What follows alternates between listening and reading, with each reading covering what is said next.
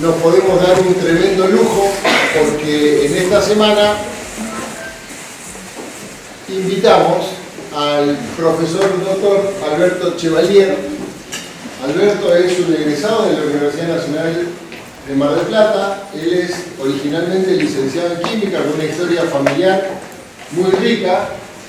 Vas a contar algo, no voy a decir nada, entonces no vamos a spoilear. Alberto es magíster en higiene y calidad. Buena parte de su vida la generó como emprendedor. Él inició, ya le voy a contar, una empresa que hoy es un orgullo y un lujo para la ciudad de Mar del Plata. Tampoco voy a spoilear de qué se trata, no puedo, tengo una gana bárbara, pero no voy a probar. Lo que sí vale la pena decir es que aparte de ser el director de nuestra incubadora de empresas, aparte de ser un educador permanente, yo cada vez que puedo me siento a escucharlo porque ganás el día solamente escuchando los 10 minutos hablar de fútbol, de cualquier cosa, es de eso que saben de todo y lo hacen bien. Él maneja una empresa que tiene un producto del que seguramente les va a contar, pero me gustaría que puedan dimensionar, más allá de los logros empresariales, los logros personales, porque Alberto era ustedes hace algunos pocos años. No hay ninguna diferencia en lo que era Alberto de lo que son ustedes hoy. La diferencia grande fue la propuesta, desde mi punto de vista, la propuesta que él se hace desde lo que quería proyectar y desde qué es lo que quería hacer, cómo lo hizo, cómo se asoció para hacerlo, qué herramientas eligió para formarse y para cultivar esa idea, y finalmente cómo se sistematizó para lograr tener hoy una de las más importantes empresas químicas, farmacéuticas, podría decir también, de Mar del Plata, y además ser el presidente del Parque Industrial Comunal. Por lo tanto, doctor Chevalier, gracias por venir, bienvenido, y nos quedamos viendo su conferencia. Le decía a Gabriel que yo soy profesor titular en Ciencias Exactas y en el último año, ¿se escucha ahora? Ahí está. Tengo una materia, doy química inorgánica, físico-química y en cuarto año procesos químicos y mis alumnos son entre 5 y 10. Entonces, solamente tengo mucho público cuando doy charlas de divulgación como esta que voy a dar hoy. Primero, gracias por la invitación. No tengo manos para mover, así que en una tengo para pasar las transparencias y en la otra tengo el micrófono. A ver, ¿por dónde empiezo? Primero que ustedes están en una jornada de salud pública. Bueno, yo voy a contar un poco de distintas cosas, voy a mezclar temas, les voy a contar cosas que yo hago en el ámbito privado y además cosas que ya pasaron y por qué estamos todos hoy acá. Lo que decía Gabriel es muy cierto. No son pocos años, hace muchos años. Yo soy docente de la Universidad Nacional de Mar del Plata hace 42 años. Pasé por toda desde ayudante antes nos llamaban ayudante de segunda. En el año 82, en el año 81 entré a la universidad a estudiar licenciatura en química, porque mi padre era químico, ahora voy a contar un poquito de eso. Y yo ya cuando era muy chico sabía que iba a estudiar química, porque mi papá me llevaba a los laboratorios que él tenía. Los laboratorios que él tenía eran laboratorios que estaban en el fondo de una casa, en un garage, en un quincho. Él armaba sus laboratorios en cualquier lugar. Yo siempre lo defino como un alquimista moderno. Después vamos a hablar un poco de eso. Pero cuando yo no tenía clases o un fin de semana que tenía que trabajar, me llevaba al laboratorio y me ponía a moler en un mortero, yo qué sé, sales de cloruro de cobalto que son de un color rojo rubí. Entonces yo las molía, me parecía que estaba haciendo algo muy importante. Además estaba fascinado con el olor del laboratorio, con los equipos del laboratorio, con las drogas que veía. Ya sabía que iba a ser químico, ya sabía que iba a ser químico. Por otro lado, a los 12 años, me parece, hurgando en la biblioteca del hermano de mi papá, de un tío, me gustaba mucho leer. Estamos hablando de hace 50 años, no existía nada de los teléfonos ni de las redes.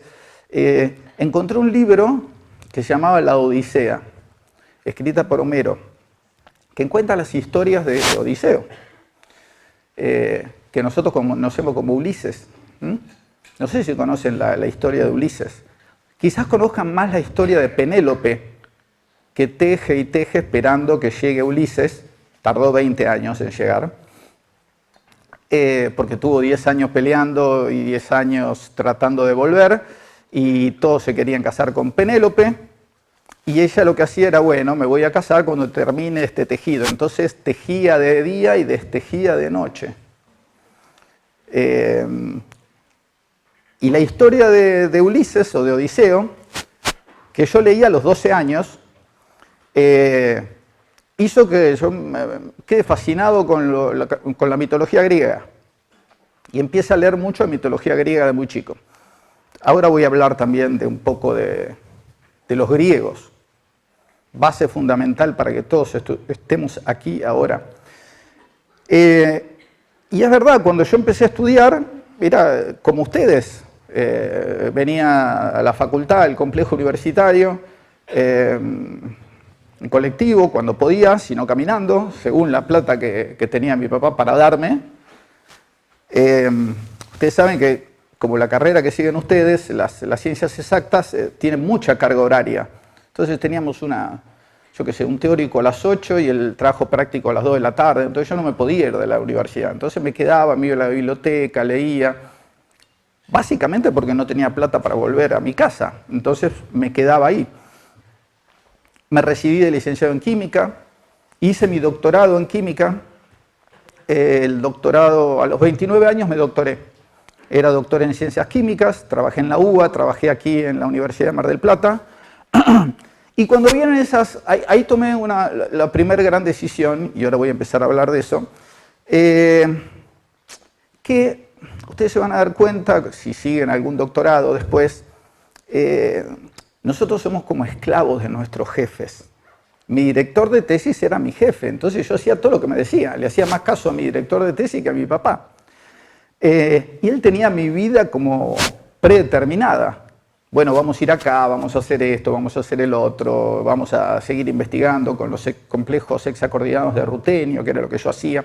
El nombre de mi tesis, les voy a contar el nombre de mi tesis. Esperen a ver si me lo acuerdo.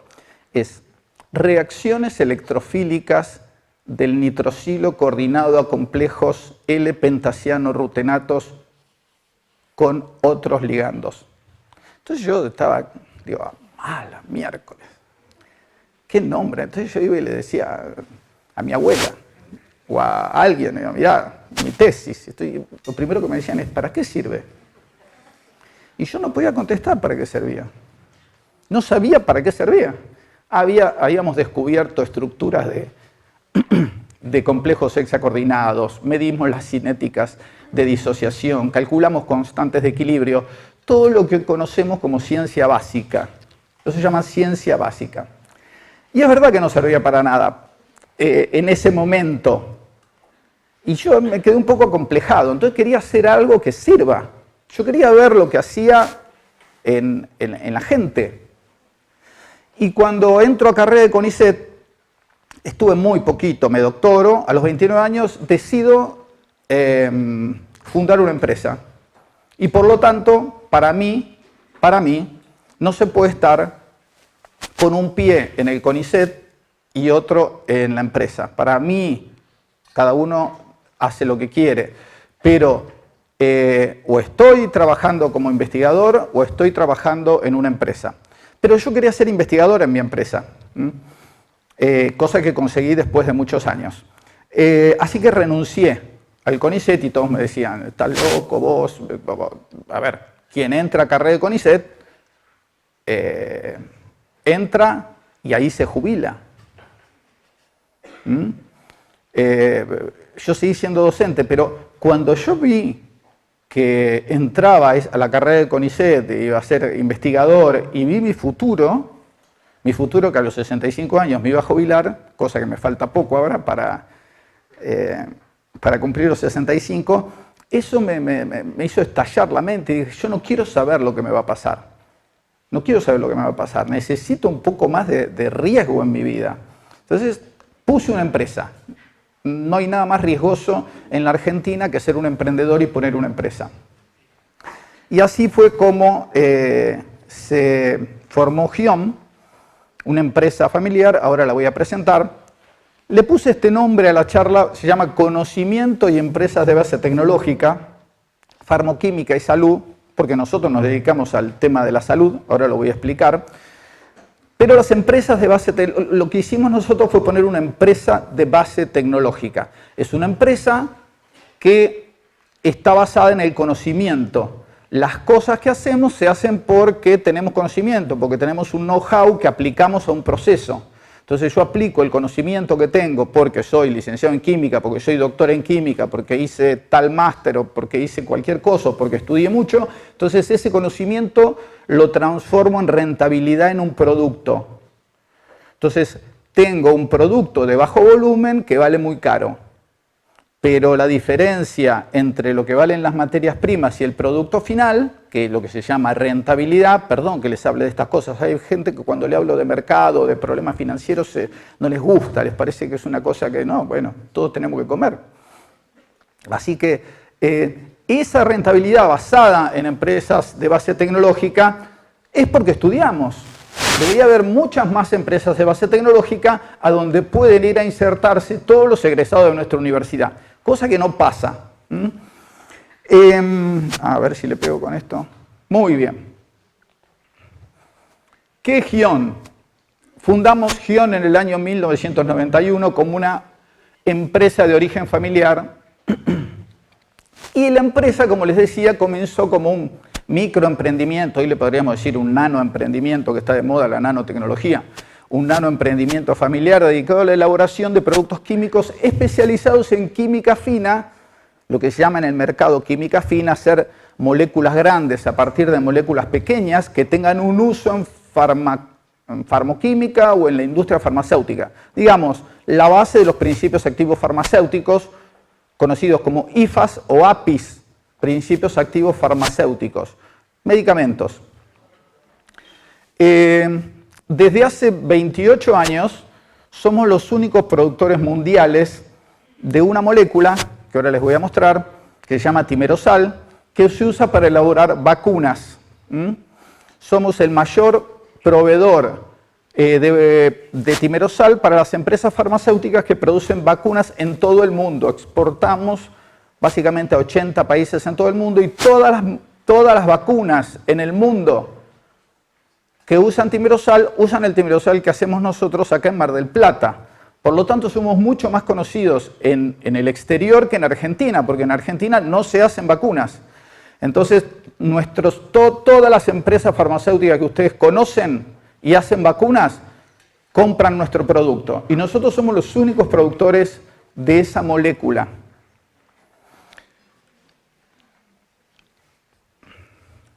Para que vean, para poder dimensionar lo que es nuestra empresa, que es una empresa de base tecnológica, esta es la última estadística del año 2019. GION se ubicó en el puesto número 244 en cuanto a su inversión de I+D, de investigación y desarrollo. Ahora lo voy a explicar. Y en el sector de productos químicos en el puesto 11. A ver, en Argentina hay más o menos 650.000 empresas. No sé si lo sabían, pero les paso el dato. Que quizás sirva parece que no sirve, pero sí sirve. Puede servir para compararnos. Nosotros tenemos 650.000 empresas, Brasil tiene 13 millones de empresas. Para ver cómo tenemos que hacer las cosas, pero además estamos estancados en el número de empresas que tenemos. No le voy a dar una charla de ciencia y tecnología y empresas de base tecnológica. Pero entre ese universo de 650.000 empresas, GION está en el puesto, entre todas, 244 en inversión en I+D, y si las segregamos como productos químicos, en el puesto 11. Y además estamos de esas 650.000, estamos en el top 1000 de empresas exportadoras del país. Porque el 99,9% del timerosal se exporta, vuelvo a decir, porque no se hacen vacunas en la Argentina. Aquí tienen nuestra cadena de distribución. Nosotros tenemos nuestros depósitos en Alemania, porque nosotros estamos... ¿Por qué muestro esto? Esto lo muestro siempre para mostrar que no es que los demás países están muy lejos, nosotros estamos muy lejos. Estamos muy lejos. La logística de distribución se hace muy cara. Entonces, tenemos un distribuidor en Alemania que además nos ayudó mucho hace 30 años porque los argentinos estábamos mal vistos. Y el respaldo de una empresa alemana, nos guste o no nos guste, a nosotros nos ayudó a que nos conociesen en todo el mundo. Hace 30 años que trabajamos con esta empresa alemana y de ahí distribuimos a todos los países del mundo, más de 80 países de todo el mundo. Con el tiempo, desde el año 1991 hasta ahora, la empresa, por supuesto, tratamos de diversificarnos, entonces tiene distintas áreas. Tiene un área de farmoquímicos, APIs y química fina, que es con la que comenzamos. Tiene un área de productos naturales. Tiene nuestra nueva planta de omega 3, ahora lo voy a mostrar. Tiene el área de biotecnología, el área de tratamiento de aguas y el área de nanotecnología. Pero ahora vamos a hacer un paréntesis. Que hago siempre cuando doy una charla más con gente joven, porque para mí es importante y fundamental entender por qué estamos acá y por qué hoy tenemos inteligencia artificial y por qué tenemos resonadores magnéticos y por qué tenemos teléfonos celulares y por qué tenemos antibióticos y vacunas, etcétera, etcétera, etcétera. Eso no surge de generación espontánea, eso surge de la acumulación del pensamiento y el conocimiento científico. Por eso a la charla le puse conocimiento. El conocimiento va más allá de cualquier disciplina. Y el conocimiento se acumula, nunca se pierde, siempre se va acumulando. Y los avances del conocimiento lo que hacen es pegar saltos en la historia de este planeta. Podemos irnos hasta el Big Bang, pero vamos a lo que nos importa. Yo me voy a parar, para empezar, en lo que es el pensamiento griego, porque los saltos son cada vez más cortos, de revolución científica en revolución científica. No hubiésemos sido nada sin el gran Tales de Mileto. Estamos hablando de hace 2600 años. Tales de Mileto. De Tales de Mileto voy a contar una pequeña historia para que vean. En esa época, en Grecia, todos los males y los bienes eran adjudicados a los dioses del Olimpo. Yo qué sé, si había una tormenta muy grande, la culpa la tenía Zeus porque estaba enojado. Si había un maremoto, era Poseidón también, que se había enojado y había echado las aguas sobre la tierra. Si la gente se emborrachaba, era Baco el culpable. Entonces, ellos no tenían la culpa de nada. El problema era de los dioses, que se enojaban y se la tomaban con los hombres. Algunos hijos tenían por ahí en la mitología griega, que eran los semidioses. Pero ¿qué pasó con Tales?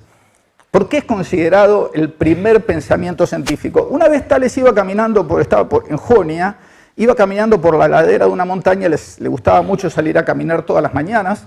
Hace 2600 años también la gente salía a caminar.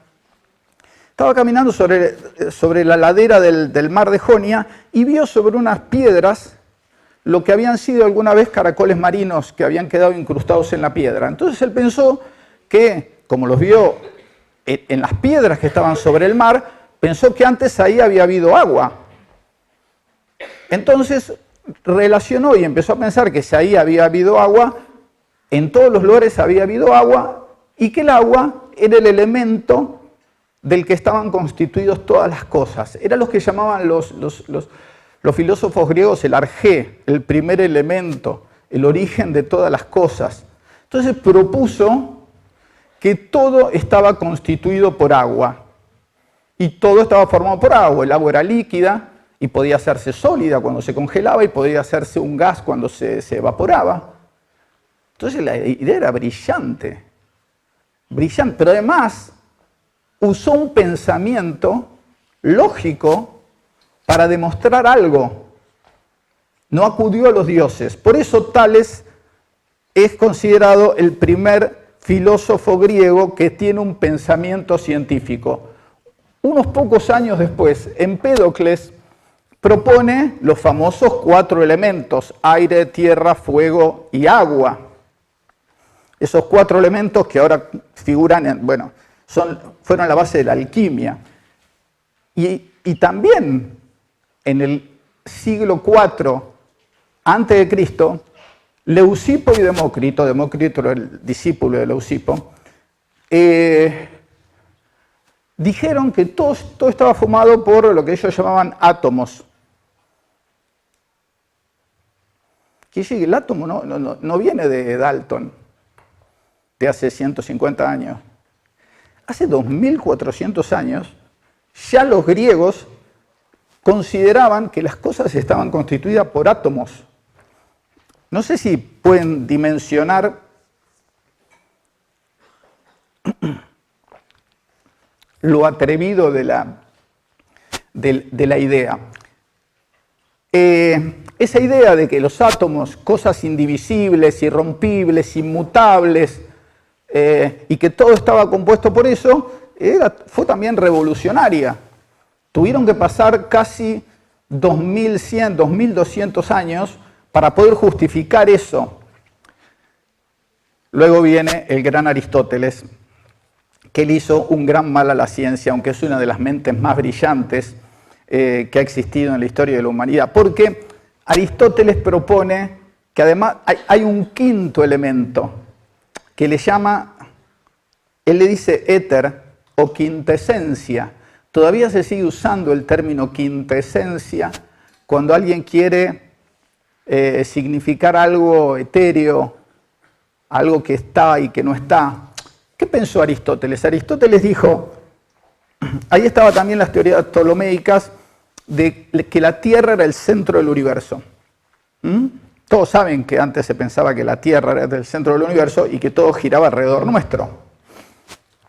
Esa teoría, Aristóteles la armó de manera brillante, porque él pensó que en la Tierra estaba todo lo que era corruptible, transformable, y que después las estrellas y lo que nosotros veíamos, que nadie sabía que eran planetas, pensaban que eran estrellas, estaban en ese éter.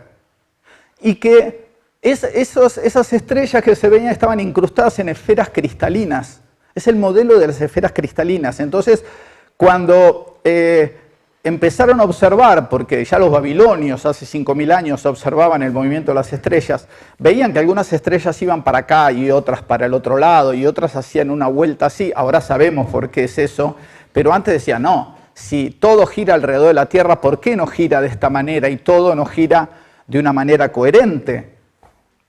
Entonces Aristóteles, que era un genio, dijo no, porque la Tierra está en el centro y está rodeada por muchas capas de esferas cristalinas, que una giran de una manera y otras giran de otra, y la que va por afuera gira de otra. Todas esas esferas cristalinas están rodeadas de una cosa inmutable que se llama éter. Y entonces esa teoría cerró perfectamente bien para la religión. En ese momento unos siglos después, se iba a instaurar el cristianismo y la Iglesia Católica, que por supuesto, para la Iglesia Católica, la Tierra era el centro del universo, se apropió de la idea aristotélica y ptolomeica de las esferas cristalinas y caso cerrado. Apareció la alquimia y el oscurantismo desde el siglo IV después de Cristo, que es cuando cae el Imperio Romano. No hablo de los romanos porque los romanos no hicieron nada, la verdad. Construyeron, eran buenos arquitectos, pero de pensamiento científico nada. Estuvieron 6 siglos, 7 siglos, un apogeo, lo único que hicieron fue conquistar, después los conquistaron, después el Imperio Romano cayó por su decadencia y, bueno, nos dejó algo que está acá en esta Facultad de Derecho, que son el tema de las democracias. Junto con los griegos en eso dejaron algo. Pero fíjense que la época del oscurantismo llega casi hasta el Renacimiento, que es el siglo XV. Y eso es porque en todos esos siglos había cerrado tan bien la idea aristotélica y ptolomeica que el tema de la religión y la Iglesia Católica y los papados, que no eran igual que ahora, eran peores que ahora, se apropiaron de la idea y apareció la Inquisición. Entonces nadie podía decir lo contrario. Si alguien decía algo que estaba fuera del sistema aristotélico, era por lo menos quemado en la hoguera. Había otras cosas peores, encerrado. Después vamos a ver algunas cosas. Eso detuvo el pensamiento científico por casi 15 siglos. 15 siglos. Hasta que aparece Copérnico y dice, a mí me parece, ya lo venían pensando varios, dice, a mí me parece que no todo gira alrededor de la Tierra, que nosotros giramos alrededor del Sol. Pero no se animaba a decirlo. Copérnico era un clérigo, para colmo era un clérigo, que escribió un libro fantástico que se publicó después de su muerte.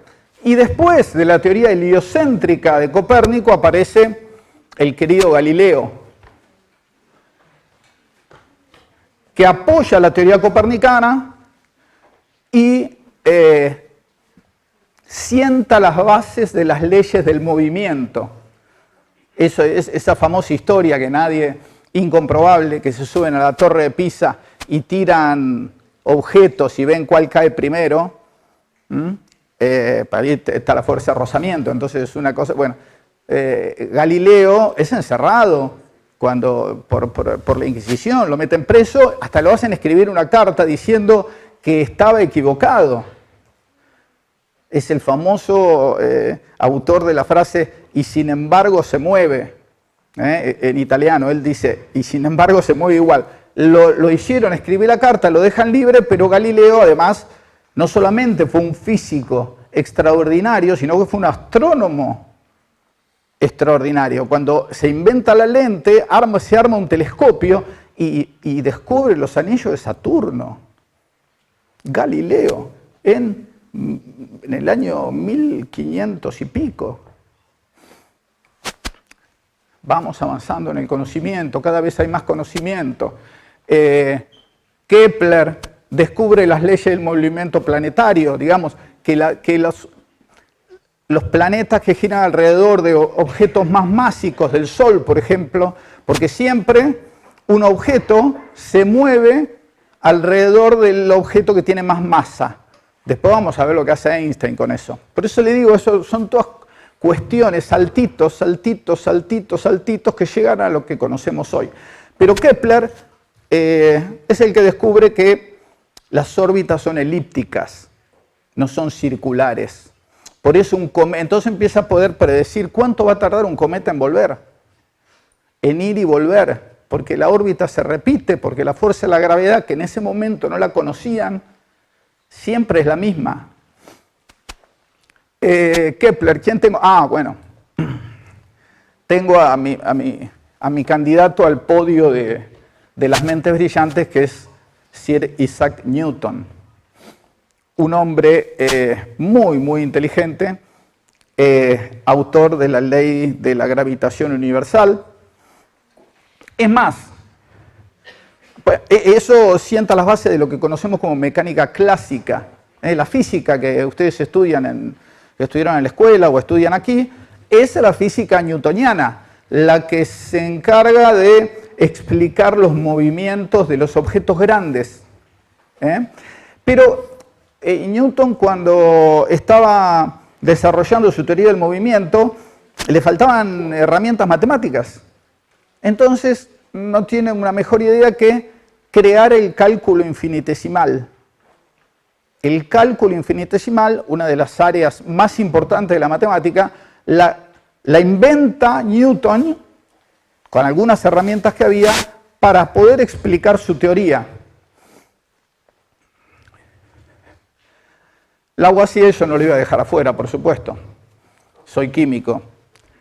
Es el autor de la ley de la conservación de la energía, de la materia, perdón, ley de la conservación de la materia, nada se pierde, todo se transforma, ese temita que después hizo Jorge Drexler, nada se pierde, todo se transforma, es la ley de la conservación de la materia de Lavoisier, que lo convierte en el padre de la química y da por terminado a los alquimistas, porque lo que hace en realidad Lavoisier es medir, lo que hace es agarrar una balanza y medir.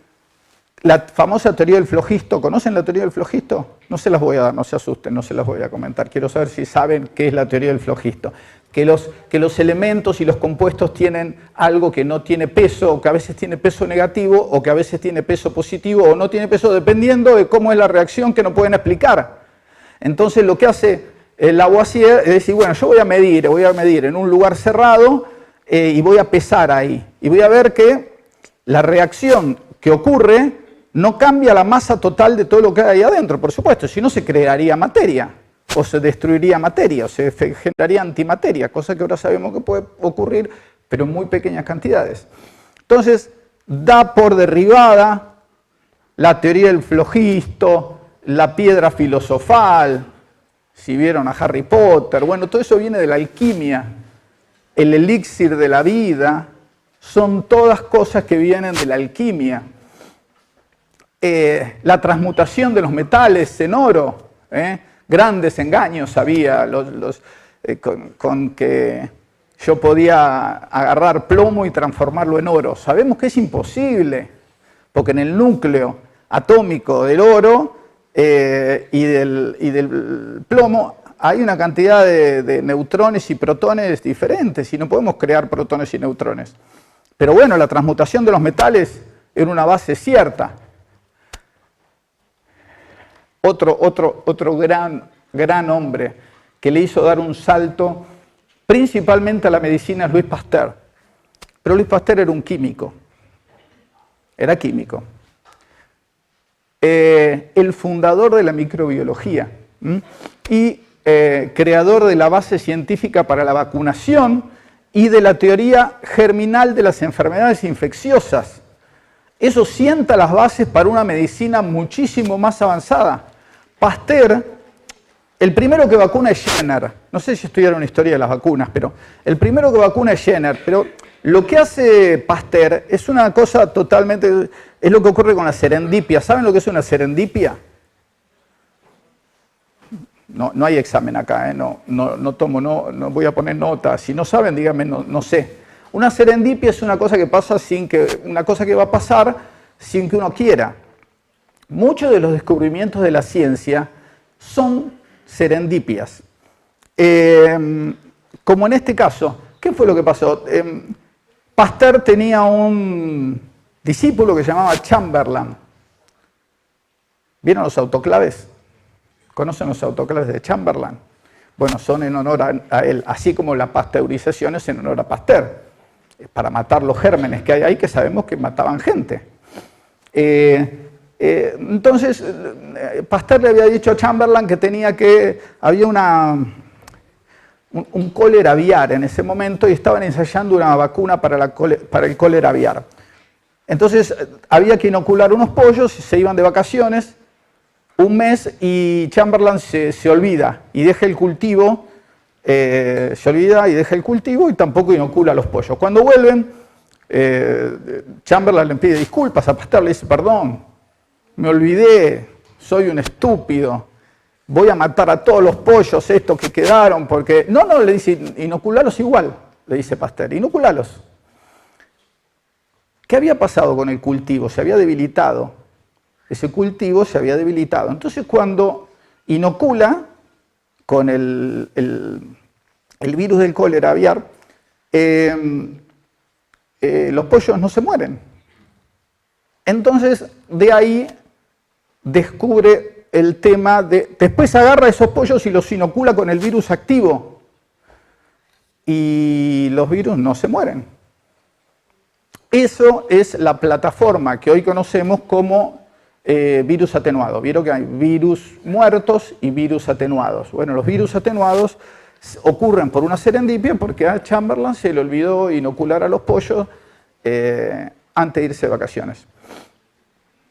Vamos a terminar rápidamente con Marie Curie, la única, no la única mujer, la única persona, el único ser humano en ganar 2 premios Nobel científicos en distintas áreas. Tiene un premio Nobel de física y un premio Nobel de química. Primero por el descubrimiento de la radioactividad. Y además descubrió 2 elementos químicos, el polonio y el radio. Gracias a Marie Curie nos hacemos radiografías. Ella misma, en la Primera Guerra Mundial, armó un equipo para sacar radiografías. Se fue al campo de batalla y trabajaba en las enfermerías haciendo radiografías de los pacientes, porque eso determinaba el tratamiento, si alguien tenía un hueso roto o no tenía un hueso roto, o qué tipo de trauma tenía. Bueno, eso es gracias a todo el trabajo inmenso que hizo Marie Curie, que era de origen polaco. Y después nombro a 2 más para terminar en lo más complicado. Albert Einstein, ¿qué puedo decir? El creador de la teoría de la relatividad, influyó en la mecánica cuántica, premio Nobel por un trabajo que se llama efecto fotoeléctrico. A ver, para que ustedes tengan idea quién era Einstein. Einstein, cuando va, un tipo medio renegado, entonces cuando está en Suiza y quiere entrar a dar cátedra en una universidad, le dicen que no. Dicen, no, usted no lo queremos, usted, porque se peleaba con todo el mundo. Entonces consigue un trabajo, como si yo les dijese, en la municipalidad. Porque trabajaba en la oficina de patentes de Berna. ¿Qué hacía? Se sentaba en un escritorio, le llegaban las patentes, él miraba, como sabía mucho, él miraba 5, 6, 7 patentes por día y le quedaba tiempo libre. Entonces, ¿qué hacía en ese tiempo libre? Escribía sobre física y escribía artículos científicos. Pero un empleo público, Einstein. Y en un año, el año 1905, que es conocido como el año milagroso de Einstein, publica 5 papers o 5 trabajos que revolucionaron la historia de la física. Voy a nombrar 3. Uno es el efecto browniano. El otro es el efecto fotoeléctrico, porque por el que le dan el premio Nobel, no es por la teoría de la relatividad que le dan el premio Nobel a Einstein, se lo dan por el efecto fotoeléctrico, porque como no se puede repetir el premio Nobel, no se podía repetir. Y otro de los trabajos es la teoría de la relatividad especial, porque hay 2 teorías de la relatividad. Él después escribe la teoría de la relatividad general, que modifica la mecánica clásica de Newton, en donde el espacio y el tiempo son una variable. Digamos, las cosas son relativas al observador. Eso dice la teoría de la relatividad.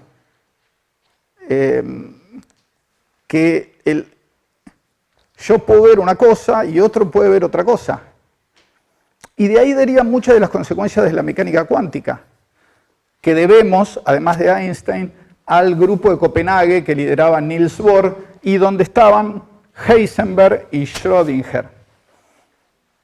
Schrödinger es el famoso autor de la ecuación de onda que describe la energía de los electrones. Es muy difícil calcular la energía real de los electrones, más en átomos que son polielectrónicos, porque tienen interacciones entre ellos. Y Heisenberg, el del principio de incertidumbre.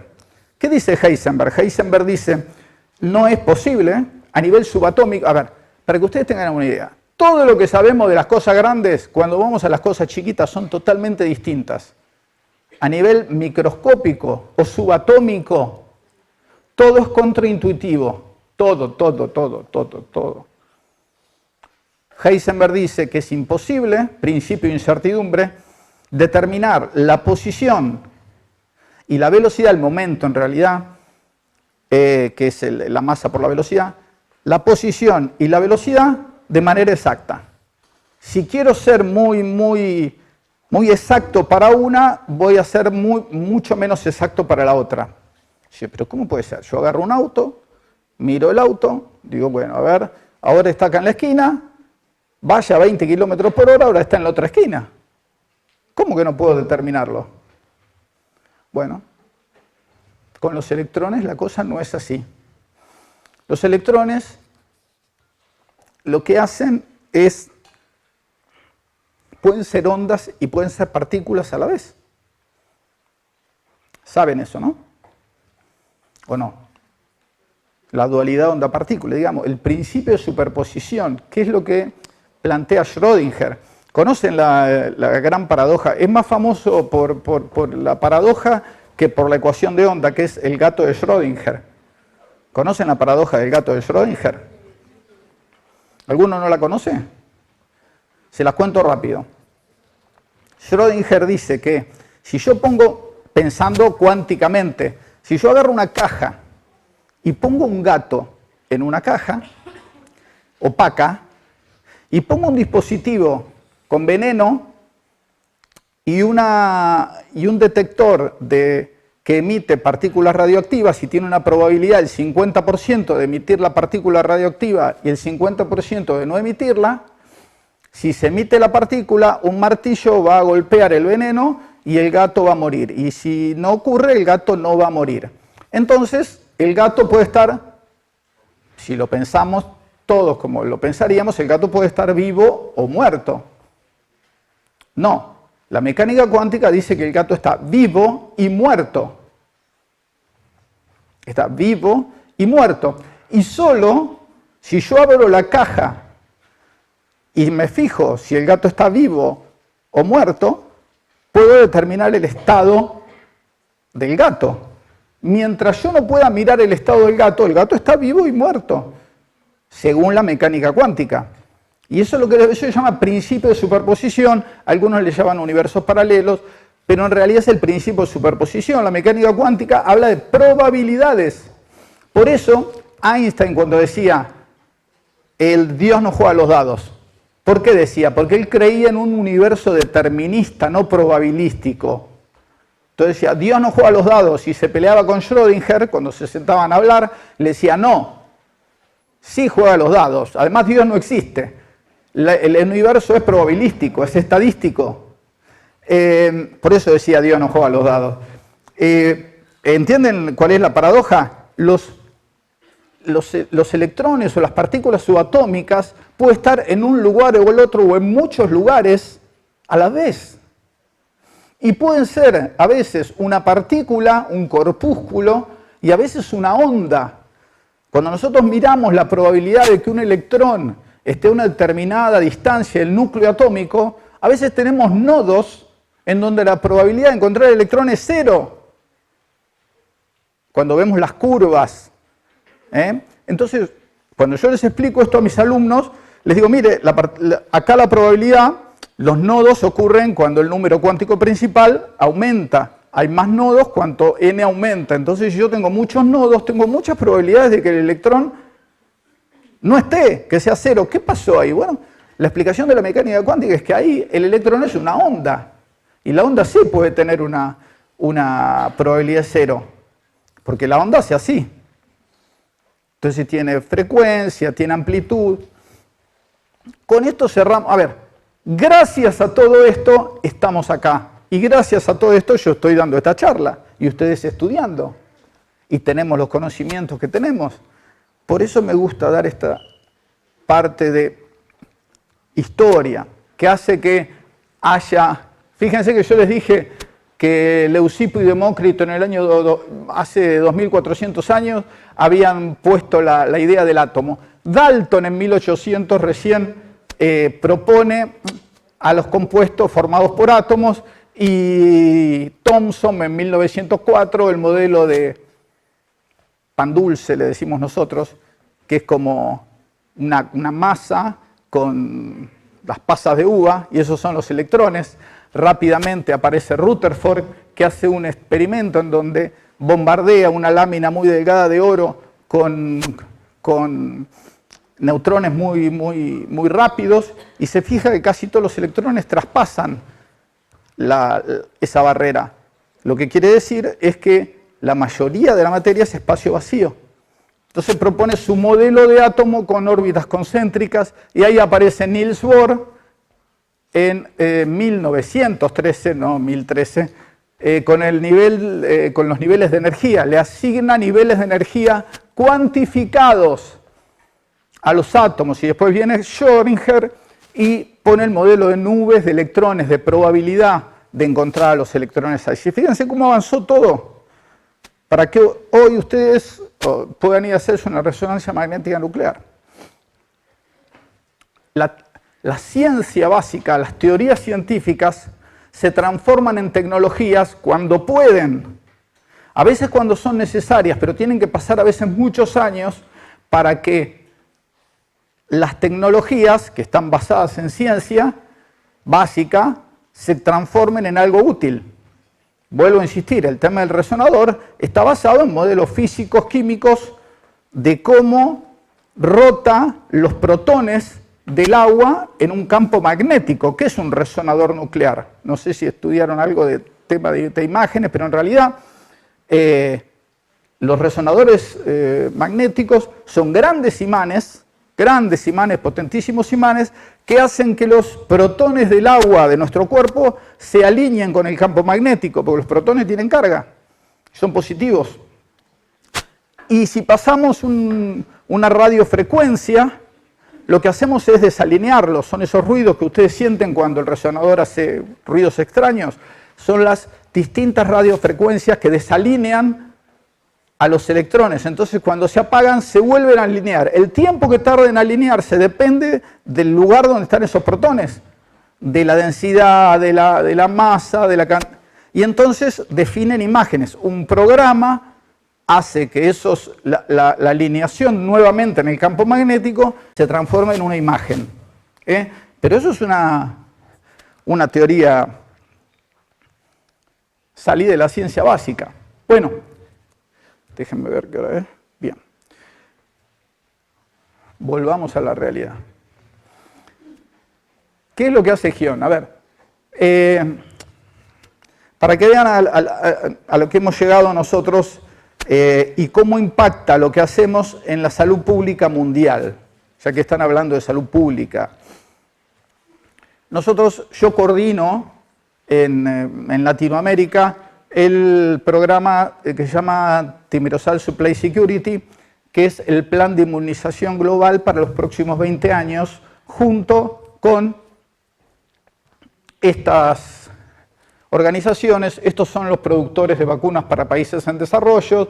Este es un programa para la salud a nivel mundial. Gavi es una ONG para la inmunización y vacunación en todo el mundo, que recibe dinero de filantropía o de la Fundación Gates, principalmente de la Fundación Gates, casi 800 millones de dólares por año. Solamente la Fundación Gates en general recibe casi 2.000 millones de dólares al año para ir a vacunar en lugares donde no se vacuna la gente.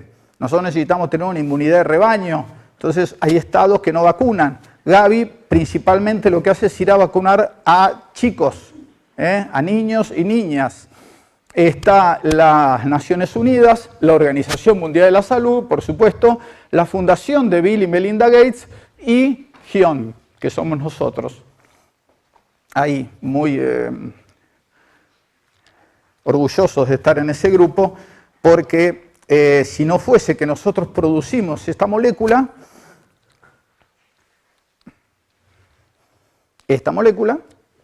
no se podría vacunar. Entonces nosotros tenemos un stock de seguridad, el acuerdo implica que nosotros tenemos un stock de seguridad en el Cono Sur, acá en Mar del Plata, y la otra mitad del stock está en Alemania. Tenemos un stock para 20.000 millones de dosis de vacunas, teniendo en cuenta que en el mundo hay más o menos 8.000 millones de personas, y de esos 8.000 millones de personas hay 6.000 millones de personas vacunables. Tenemos para vacunar 3 veces a toda la población mundial. Digamos, si hay un problema, si aparecen... Yo firmé el acuerdo en el del año 2016, y cuando firmé el acuerdo con la Fundación Gates, decía, entre otras cosas, que firmábamos el acuerdo por la posible aparición de epidemias o pandemias en el año 2016. Y en el año 2019 apareció el coronavirus y dentro de algunos años aparecerá otra pandemia. Si aprendimos de las cosas, no se cometerán tantos errores como se cometieron en la última. No me voy a poner a hablar de eso ahora porque ese es el origen, el motivo de otra charla que doy, que es vacunas. Esta es la molécula que hacemos, es una molécula organometálica que nosotros sintetizamos a partir de moléculas más chicas. La síntesis química, basado en conocimiento científico, hace que nosotros salgamos de moléculas que valen algunas decenas de dólares y las transformemos en una molécula que vale miles de dólares. El kilo de timerosal debe valer entre 2.000 y 3.000 dólares. Estas son otras moléculas que nosotros hacemos, por ejemplo, estos citotóxicos como el cisplatino y el oxaliplatino, que son para el tratamiento del cáncer, y solamente funciona ese isómero. Por eso se llama cisplatino. En realidad este complejo se llama diamín dicloro platino 4. Ese complejo es cis porque las posiciones, si no sería trans. Trans quiere decir que las posiciones están transversales. Acá yo tendría un amoníaco y allá tendría otro amoníaco. Entonces tiene 2 isómeros geométricos. Ahora, solo es activo uno de los isómeros. Como pasa muchas veces en isomería óptica, que uno solo de los isómeros, el levo rotatorio o el dextro rotatorio, es activo. Hacer esos complejos es difícil. Bueno, aquí es porque este complejo en realidad se engancha, los nitrógenos se enganchan en el ADN y de las células cancerosas y de las sanas también. El problema es que también agarra algunas células sanas y inhibe su reproducción. El cisplatino se usa desde la década del 60 y también fue descubierto por una serendipia. Estos son otra de las moléculas que hacemos. También hacemos péptidos, trabajamos con bibliotecas de péptidos. Para hacer la biblioteca de péptidos, primero hay que anclar en una bolita polimérica. A esa bolita polimérica le anclamos se llama linker, y a partir de ese linker podemos armar secuencias de aminoácidos para armar péptidos. Se llama síntesis de Merrifield. No sé si la estudiaron, pero en la síntesis de Merrifield, muy famosa, yo puedo hacer péptidos, digamos que no son proteínas, digamos, son péptidos hasta 10, 12, 15 aminoácidos, pero a veces sirven para armar. Se ha encontrado que los péptidos tienen actividad antitumoral y además tienen actividades farmacológicas interesantes. La idea es que yo conozco la secuencia, porque la armo, y sé cuál es la secuencia de ese péptido.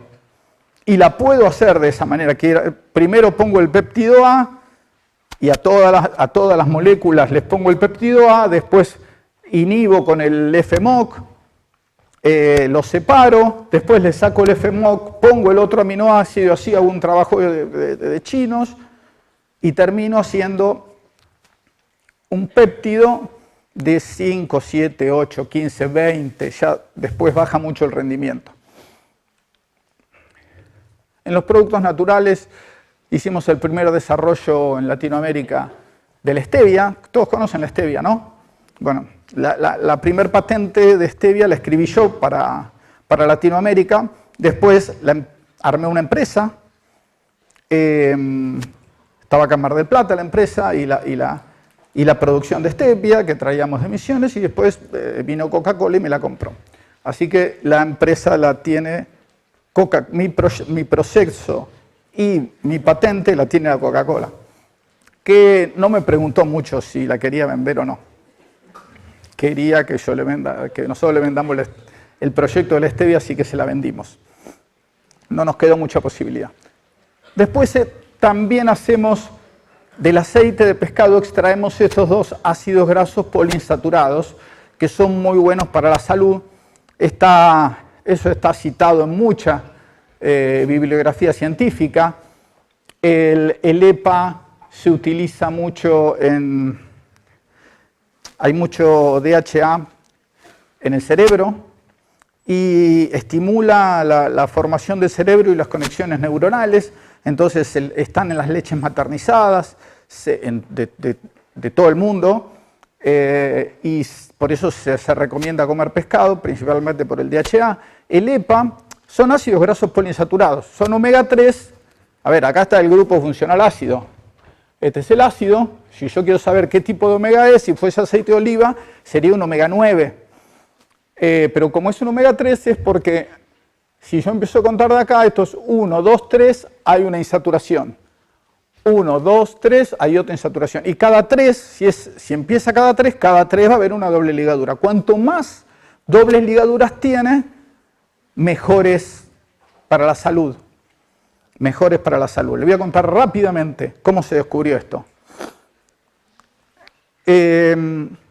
¿Dónde están estos ácidos grasos poliinsaturados? En los aceites de pescado de aguas muy frías. ¿Por qué? Porque todos tenemos un sistema liposoluble e hidrosoluble para el transporte de vitaminas. O de cualquier cosa. Necesitamos la parte acuosa y la parte no acuosa. Estos aceites son los transportadores de las moléculas solubles en líquidos no polares, como el aceite. Cuando hace mucho frío, los aceites se congelan, se transforman en grasas. Entonces, la evolución, no lo puse a Darwin en la otra placa, pero lo podría haber puesto, la evolución hizo que los peces de agua fría desarrollen un mayor porcentaje de estos ácidos grasos poliinsaturados omega 3, porque ahora les voy a dar una clase de química, a mayor número de insaturaciones, más líquidos son a menores temperaturas. Es una cuestión del punto de fusión. Entonces, si yo tuviese un aceite que no tiene dobles ligaduras, se llaman saturados, grasas saturadas, que además son malas para la salud, justamente porque se solidifican y tapan las arterias. Bueno, cuanto más dobles ligaduras, más líquidos son a menores temperaturas. Entonces, esto lo hizo fue a partir en la década del 60 un médico inglés, me parece que era, fue a estudiar la población de los esquimales. Entonces empezó a ver de qué se morían los esquimales. Entonces se morían de muchas cosas, se caían al agua, se los comía un oso polar. Pero cuando empezó a ver el índice de mortandad por infartos de miocardio, vio que era bajísimo. Muy bajo, anormalmente, 10 veces menos, 20 veces menos que en la población normal, si se iba a Europa, si vuelve. Entonces, lo que hizo fue empezar a ver qué comían, qué van a comer en Alaska. Y comen grasa de foca, el pescado que pueden pescar, un reno se comen. Todos esos alimentos son ricos en ácidos grasos poliinsaturados. Entonces asoció la concentración de ácidos grasos poliinsaturados en la dieta con el bajo riesgo de infartos o de problemas cardíacos. Y bueno, con el tiempo se demostró que era así, principalmente la mezcla de los dos, pero básicamente el EPA. Nosotros tenemos la planta más grande de Argentina de producción de ácidos grasos poliinsaturados que exportamos a varios países del mundo. Estos son temas de nanotecnología, no me quiero extender más, pero nosotros tenemos un laboratorio de investigación y desarrollo, hacemos investigación y desarrollo, en donde tenemos nanopartículas para lo que se llama drug delivery. Yo puedo encerrar fármacos o citotóxicos en nanopartículas y dirigirlos y decirles a dónde ir en el cuerpo humano y poderlos dirigir hasta el tumor. Y bueno, eso todavía está en estudio, pero nosotros tenemos el servicio para quien lo necesite de poder nanoencapsular, vehiculizar distintas cosas. Puede ser un fármaco, un bioestimulante o un herbicida, lo que sea.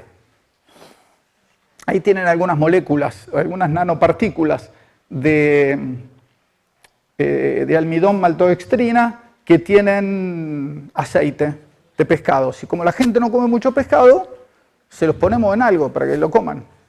Porque es bueno comer pescados o omegas 3. Bueno, y esto es lo último. GION también participa en el desarrollo de una vacuna que se llama Argenvac, a base de proteínas recombinantes, que usa nanopartículas. Nosotros trabajamos en esto con la Universidad Nacional de La Plata y con la UBA, con dos grupos de esas universidades. Esto es I+D, esto es lo que hacemos en I+D. Nosotros tenemos un presupuesto de I+D, nuestra empresa tiene un presupuesto de I+D. Estas nanopartículas que acá están, son unas nanopartículas de polialanina. Cuando la polialanina, así como está, no sirve para nada. En cambio, cuando yo hago nanopartículas de polialanina, actúan como adyuvante. El adyuvante es algo que aumenta el carácter inmunogénico de la vacuna. Generalmente se usa sales de aluminio, pero es un metal. Bueno, se siguen usando. Bueno, nosotros a partir de los estudios de la Universidad Nacional de La Plata se pueden hacer estas nanopartículas.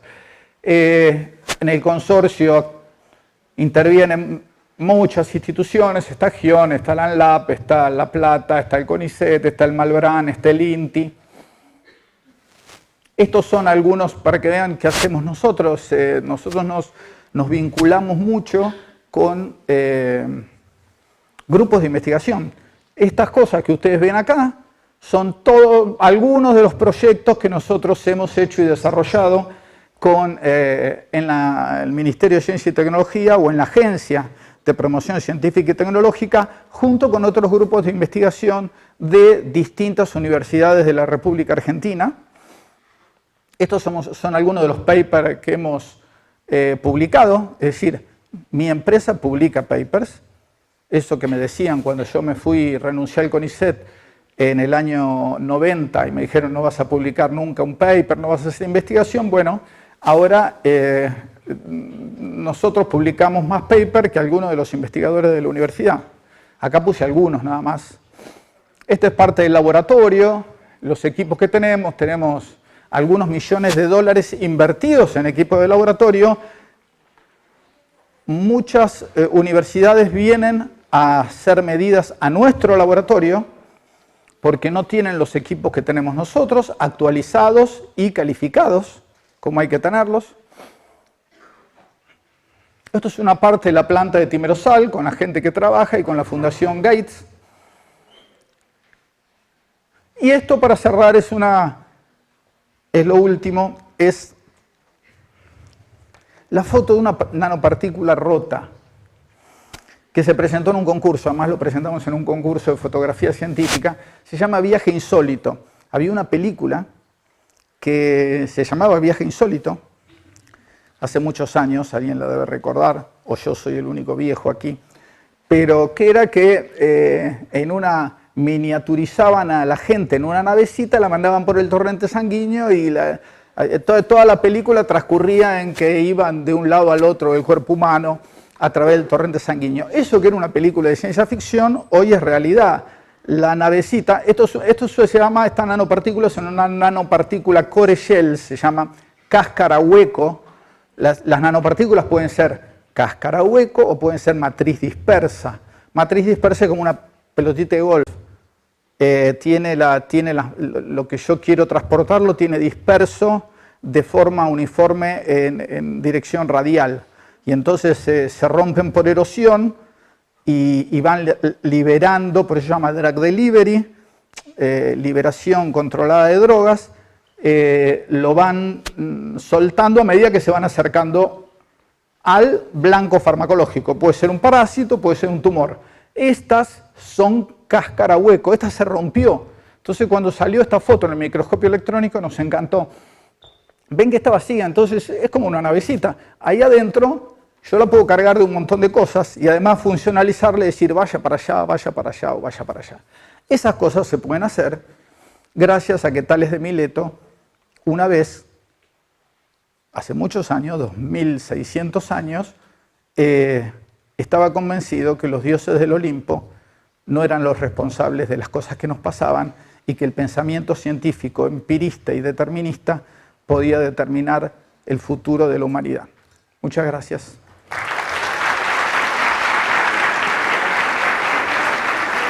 Bueno, si quieren hacer alguna pregunta. Bueno, gracias por compartir tu vida, tu experiencia. La verdad que impresionante, ¿no? Se me ocurren muchas preguntas, pero quisiera saber cómo organizabas tus tiempos, ¿no? Con tantas cosas, ¿no? Por ahí en la época que te estabas armando, más de estudiante también, Sí. ¿no? Bueno, lo que pasa es que ahora estoy más complicado que antes. Antes era fruto de la necesidad, porque cuando estudiaba, yo lo único que quería era estudiar y recibirme rápido. Tuve la suerte también de... no teníamos grandes recursos, mi familia no tenía grandes recursos, pero tenía casi comida. Para mí era suficiente. Además, como también jugaba al fútbol en la liga profesional de acá de Mar del Plata, tenía un pequeño sueldo de la liga profesional y tenía un pequeño sueldo de ayudante de segunda. Era muy poco, pero yo no pretendía nada más que recibirme licenciado en química y hacer el doctorado, porque cuando uno entra a hacer el doctorado recibe una remuneración que es la beca, antes se llamaba beca de iniciación y beca de perfeccionamiento de CONICET, que es una cosa, una desgracia total, pero bueno, yo lo que pensaba era, me van a pagar para formarme, para aprender, porque si no te tenés que tirar a... Es decir, no puede ser. Además, en mi época, ahora quizás haya cambiado, sí ha cambiado, no teníamos aguinaldo, no teníamos vacaciones, no teníamos jubilación, el becario, por eso yo lo digo en chiste, éramos unos esclavos de nuestros directores. Entonces, esclavos digo porque... Y cuando mi hija hizo el doctorado también, yo le dije, mirá que vos vas a ser un esclavo de tu directora, vos tenés que hacer todo y hacelo, porque ese es el periodo donde vos vas a aprender. El doctorado te ayuda a aprender. Luego vos decidís si vas a seguir de la carrera de investigación o si querés hacer cualquier otra cosa. Pero yo era muy organizado, era muy organizado. Tenía varios tips. El más importante, yo me recibí de licenciado en química en 4 años y medio. ¿Pero qué hacía? A mí si hay algo que no me importaba, era el promedio. Como les digo a mis alumnos, no, hay gente que mis alumnos se martirizan por el promedio.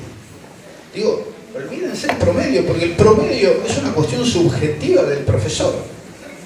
En ese momento y con ese examen, yo voy a evaluar un examen y yo no soy el rey de la verdad. En ese momento evalúo y puedo poner una nota, y si vos das el mismo examen otro día, quizás te pongo otra nota. Entonces, obsesionarse con el tema del promedio, para mí, a mí si me ponían un 4 me iba contento, y si me ponían un 10 me iba más contento, y si me ponían un 8 es lo mismo. Yo lo que quería era aprobar. Yo nunca desaprobé un examen, pero si yo me anotaba a un final, no me borraba.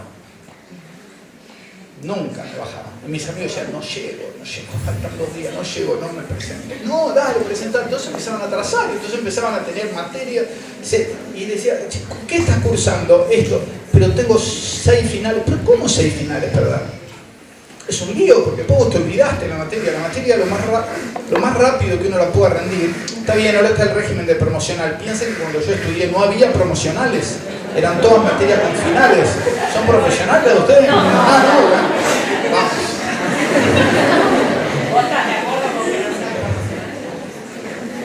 Yo creo que hay materias que deben ser con final y otras que pueden ser promocionales.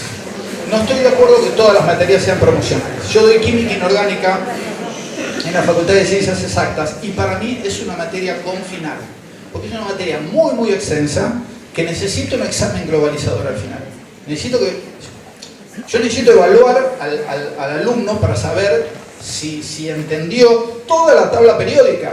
Ese es el problema de la química inorgánica, que estudia todos los elementos de la tabla periódica, menos el carbono, o solo los elementos del carbono que no son orgánicos. Entonces es una materia muy extensa, se estudian todas las teorías de enlace, después se estudian todas las obtenciones de los elementos, se estudian las teorías de los sólidos, de los enlaces químicos. Entonces es muy extensa. Yo tuve que tomar un final.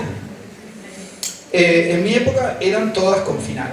Y algunas materias promocionales, puede ser, no cualquiera y no todas, pero eso es una cuestión que decide el profesor cuando presenta cuando yo presento mi plan de estudio, digo, mi materia es con final o es promocional. Pero nunca me bajaba yo me anotaba y me presentaba. Tuve la suerte de no desaprobar ninguno, entonces yo terminaba de cursar y aprobaba. Entonces yo prácticamente al día. Y no me importaba, pero no tenía todo 10, no. Yo me debo haber recibido con un promedio de 8. Y bueno,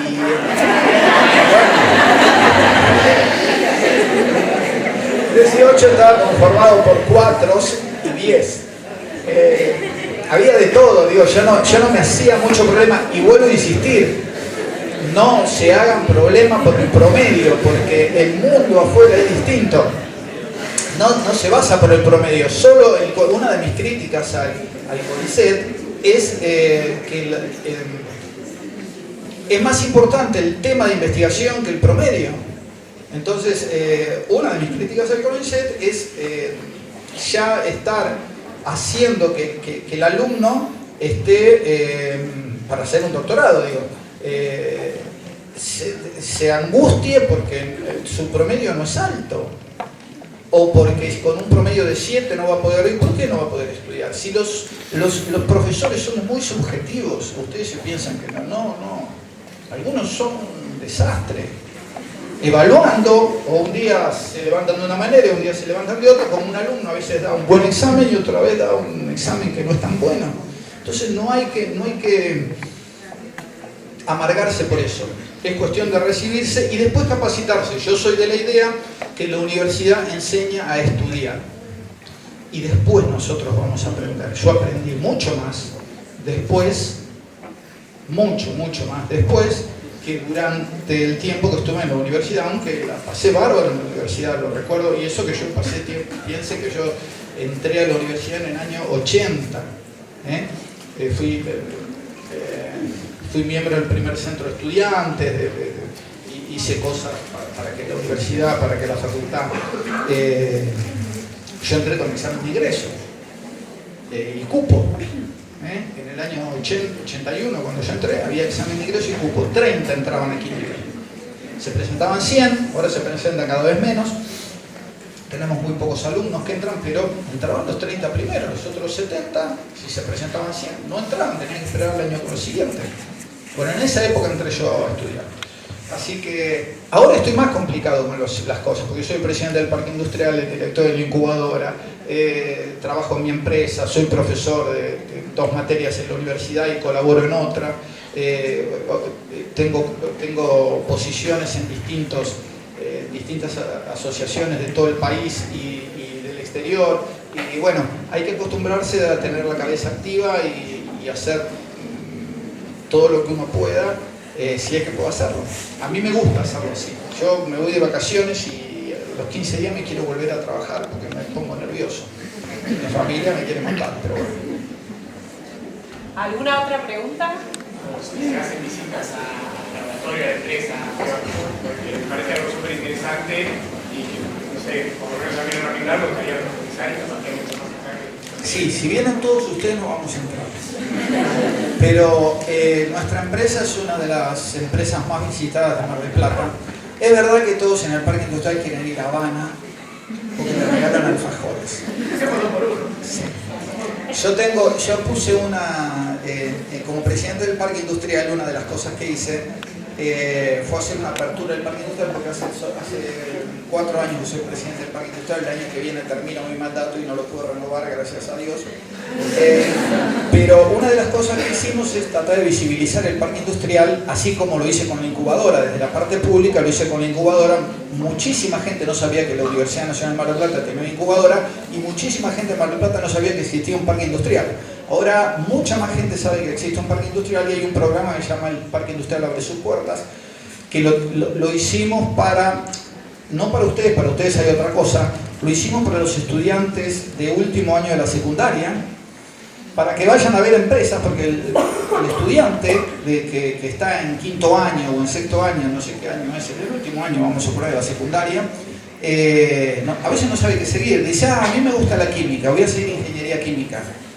Y esa, un momento, esa no es la respuesta, o me gusta la biología, o no sé lo que me gusta, me gusta algo con la bio, voy a estudiar bioquímica, o voy a seguir arquitectura. Bueno, entonces nosotros les mostramos los lugares de trabajo para que vean cómo son los lugares de trabajo a los chicos y tienen que tomar una decisión de que estudiar en la universidad. De la misma manera tenemos planes de visitas de estudiantes universitarios. A ver, mi planta la han venido a visitar de todas las universidades del país, porque es la única planta en el mundo. Entonces, como es la única planta en el mundo farmoquímica, la han venido. Por lo tanto, la respuesta es sí, hay posibilidades.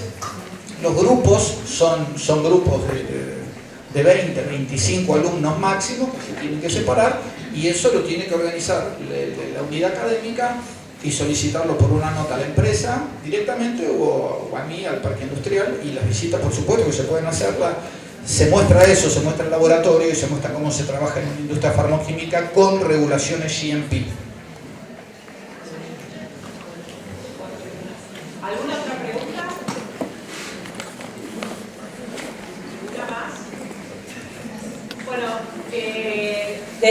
desde la Escuela Superior de Medicina agradecerle con todo lo que nos contó que hace, que se haya tomado un tiempo para estar, que haya llamado una presentación y que le haya dedicado, digamos, tan lindo recorrido a ustedes, así que pido un fuerte aplauso.